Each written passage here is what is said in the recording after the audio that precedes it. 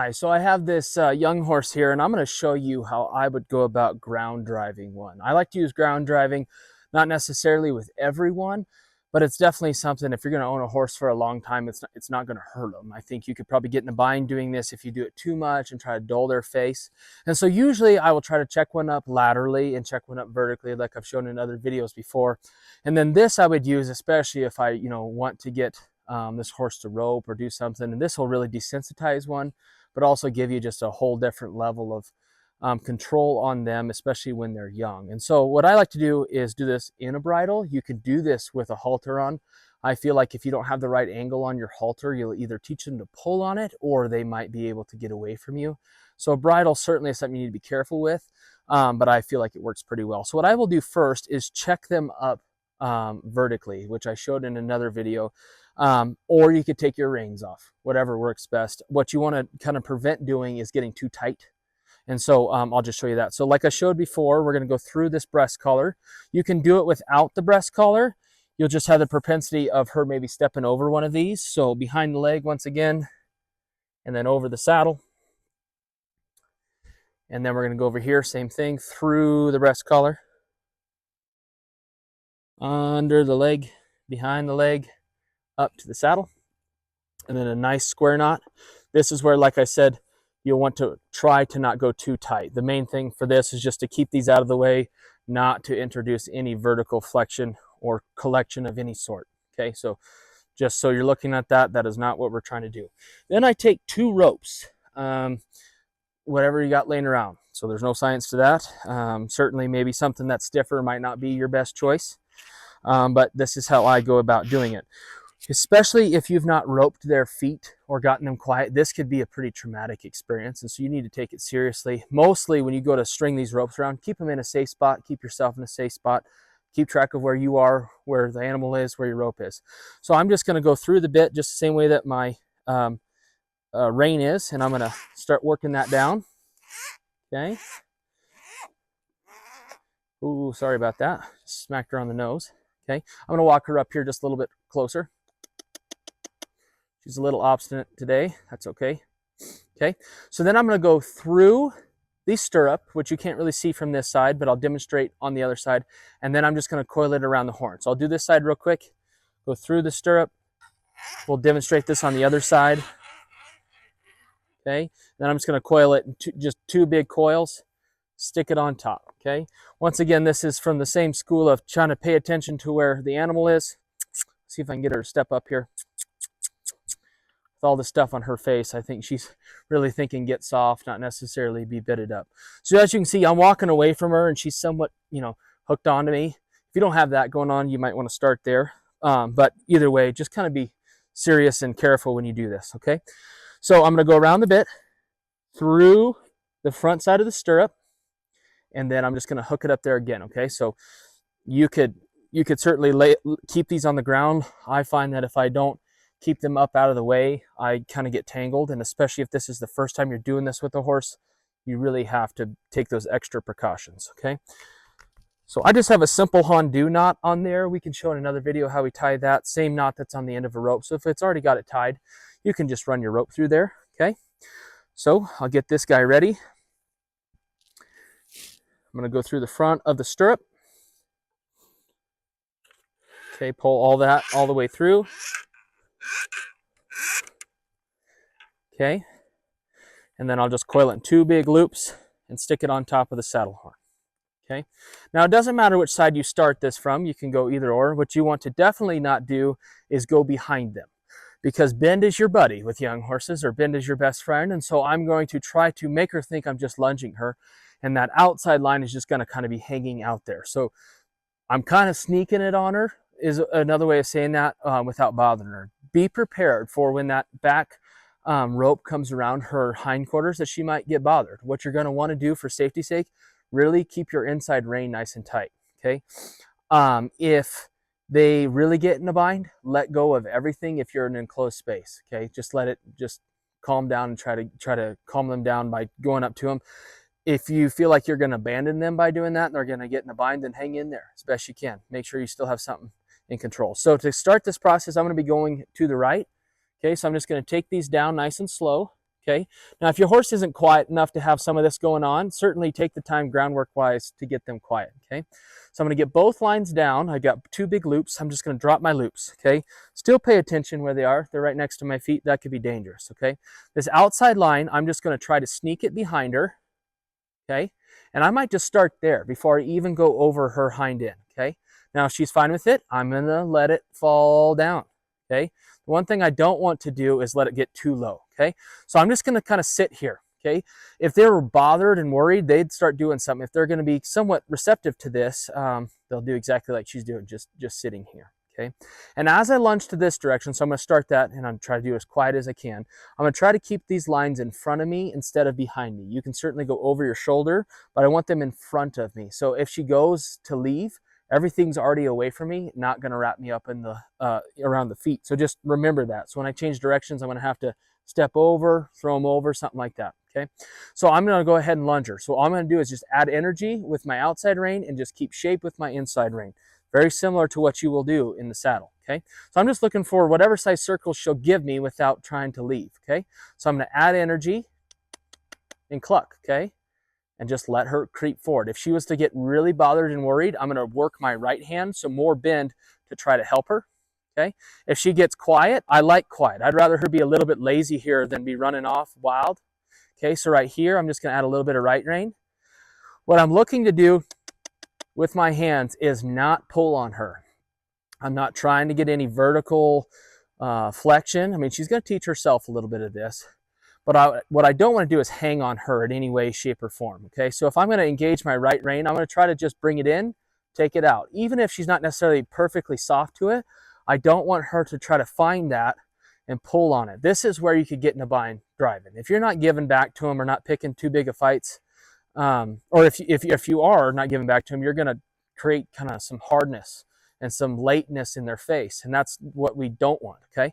So once you feel like they're walking around good, my opinion is go ahead and try to change directions before you change speed. So I'm going to come around the other way and show you how I would do that. As you can see, when you saw this video, you thought ground driving, you thought I would be behind there, just like you would be if you were driving a cart. Eventually we'll get there, but this keeps it pretty safe. She can see me the whole time. Okay. So when I go to change directions, I just want to do that as slow as I can. I'm going to switch my rope underneath my feet. So now it's on this side.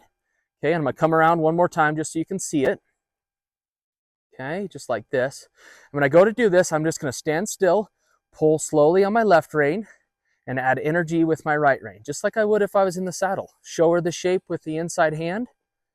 Okay, and then add some energy and let her go find balance up there. Okay, so as you can see, I'm already getting tangled. Okay, just be very cognizant of what's going on around your feet. Okay, now if you're doing this and they're really bothered, it might be, either you're going too fast or you've not done enough groundwork to get them there. Don't be discouraged. See if you can wait it out and let them learn. If you feel like you're making it worse, then you need to do some of your homework, okay? So once I've walked her around both directions, this would be when I'm going to stop her for the first time, okay? I'm not going to go all the way up to a trot just yet because I want to make sure I can shut her down at least at the walk. So same way I would do if I was riding, I would either use a one rein stop, which would be this left hand, or I would use my outside rein to kind of set her back. The problem with using a one rein stop here is it would turn her into me. That's not what you want, okay? So I'm going to try to stop her mostly with my right hand, and if I have to, some with my left. So here we go. Here comes my right hand. Whoa. Okay, good, and let her sit. Now, when I first start ground driving them, I'm not going to stop them a bunch. I'm not necessarily looking for that. Mostly because I want her to feel pressure, just keep moving her feet, relax, kind of get a nice autopilot of walking around. I don't want to necessarily teach her how to stop. I have a lot of other drills and ways to do that. So I'm going to reverse direction. We're going to take her up to a trot. Okay, so I'm going to pull on my right rein, and I almost forgot. Put my lines on the other side so that they're in front of me. Pull on my right rein, add energy with my left.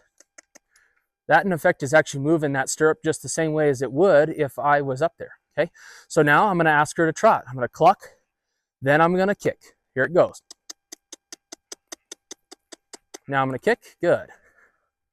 And let her be. Now, if she trots a few steps and quits, that's okay. But I'm trying to be real quiet with my hands. I'm not pulling her in a small circle. I'm letting her kind of learn here. Okay, so I might go 2 or 3 circles whatever I feel like when she starts to settle, which in my opinion, she just tried to settle. She slowed herself down. I'm just going to let her do that. If a young horse will understand the drill, get quiet, get soft, then I'm going to reward that. So let's go the other direction. Okay, so I'm going to pull on my left rein, kick with my right leg, which is my right hand. Okay, right here she's trying to walk straight. I'm just going to make sure I get good bend. You'll really only get in a bind doing this if, I'm going to try to get her trot, good. Okay, if you get behind them too much, they'll try to pull away from you just because they can't see you. So I just try to keep this very reminiscent of being lunged. I'm not a big lunging guy necessarily, but this is very easy for her to understand. Okay, if I feel like she's slowing, it's best for me to cluck, then kick. There, cluck might do it. This is kind of where you start to instill some of that. If you don't listen to the cluck, little more's coming at you. Okay, just like that. So I'm looking already for a place to stop her. Okay, so if I feel like she's getting soft in the face or she's balanced, she's understanding this, I'm going to use my outside rein. Here it comes. Easy. There. Nice. Now you can see she's trying to face me, and that's just, you know, some habits from groundwork. So it's not necessarily bad, but I try to keep her straight. Okay. So you can progress this. You can do a lot of stuff. You can try to reverse direction, not from a standstill. So I could be going forward, and obviously try this at the walk first. Okay. When I'm giving her gas, I'm using that outside hand. I could reverse directions at the walk, same way I would do if I was riding her. Okay. I'm going to pull this left rein, and she stops herself. It's not the worst thing. There we go. So kind of sky's the limit. You can do all kinds of things in this ground driving deal. What I try to do is not do a whole lot of two reins at the same time, same way as I would on a young horse for quite a while. If I use this to back her up a bunch or try to get vertical flexion, I'm going to be kind of counterintuitive what I'm trying to do. Okay, so I'm just going to show you though, if you were, just drop my rein, imagine that. Good horse just stopped and waited for me. That's great. If you were going to try to introduce maybe some backing here, you certainly can. So I'll just show just a quick little view of that. So I'm going to slow her up with my outside rein. Whoa. Whoa. Good. And when I stop one, whether I'm ground driving or not, I need a rocking step back or just her trying to lean. So she's just leaning on my hands. I'm not adding any more. I'm not changing the pressure. If she goes to pull, I might change it to a bump. But I'm just going to sit here and see if she starts to figure out that that's not very comfortable. Okay. This might take a second. If I feel her lean at all, it's really hard not to add pressure here. Okay, I could pull more to really get that done. If I was up there and I feel like I'm going to be up there for 20 minutes, I might change the bend, but I'm not going to change the pressure. Okay. When I feel her try to lean back, for video's sake, this isn't necessarily groundbreaking to watch, but as a horse trainer, I don't necessarily. So she got soft in the face. I don't care about that. I want to see her rock back. Now she's getting herself into kind of a spot where there she's going to raise her neck there. That's good. You couldn't see that, but I could feel it. She just rocked back a little bit. Okay. So if you are going to back them, you can back them in a circle. I wouldn't back them straight, so I'd bend her to the outside, ask her to disengage her hindquarters. That rope's going to help her do it, and then take a step back. Okay. Then I might go the other way. I wouldn't necessarily do a ton of this, but if you're looking for ways to maybe end your ground driving session with, you know, a positive note, maybe try to back them a couple steps. There, good. So when I'm done, this is how I go ahead and finish it. I try to get this opposite line up above the butt. So as you can see, like this could create quite a wreck if they're not ready for it. If she were to try to leave, I would grab this rein and really pull her around, okay? So I'm trying to keep my line square, and I'm just going to kind of coil as I go and at least get up there, okay? And all I'll want to do is start freeing them up from the stirrups.